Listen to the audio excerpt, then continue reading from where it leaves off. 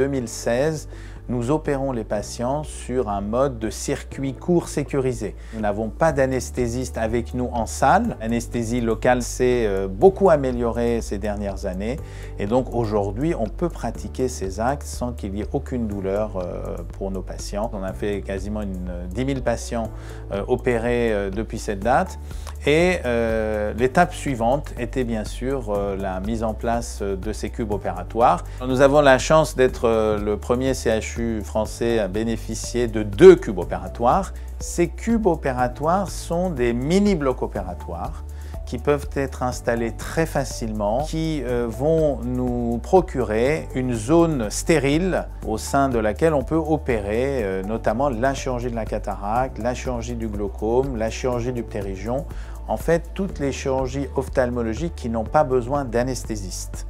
Le patient arrive à l'accueil de l'unité et est accueilli par une aide-soignante qui va faire les vérifications d'usage, notamment l'identitovigilance. Il y a un circuit particulier pour le Surgicube où le patient est préparé dans un box de préparation unique avant le bloc opératoire. On prend le relais avec les aides-soignants du bloc opératoire qui vont accueillir le patient ici, dans cette salle. Donc le système du cube opératoire diffuse un air qui passe dans des filtres et ces filtres permettent de créer ce qu'on appelle une zone stérile ISO 5 avec un minimum de particules et qui nous aide à avoir les mêmes normes qu'au bloc opératoire. Alors du coup le cube c'est une innovation qui est intéressante, qui est attractive aussi pour la penseuse en termes de formation. C'est différent au niveau du bloc opératoire traditionnel parce que déjà vous avez moins de personnes dans la salle.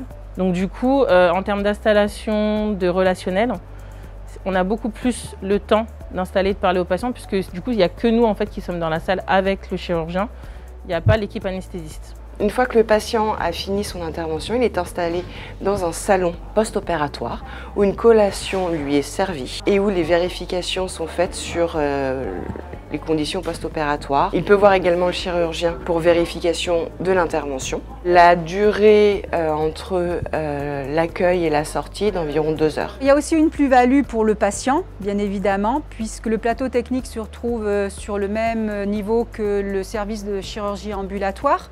Il voit la collaboration qui existe entre les 2 équipes et directement, il a un couloir à traverser pour entrer dans la structure bloc opératoire. J'étais très satisfaite de l'accueil et l'opération s'est vraiment très bien passée, rapide. C'est beaucoup moins impressionnant que d'être dans une grande unité où on va dans un bloc, etc.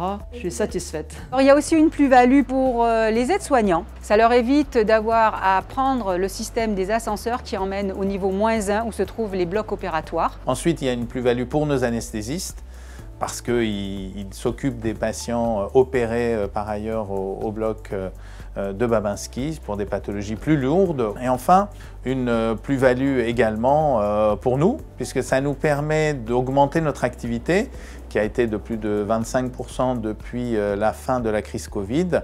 Et donc, on peut opérer les patients sans trop de durée de liste d'attente. Pour le moment, le Surgicube est accrédité par l'ARS uniquement pour des gestes ophtalmologiques, notamment la chirurgie de la cataracte.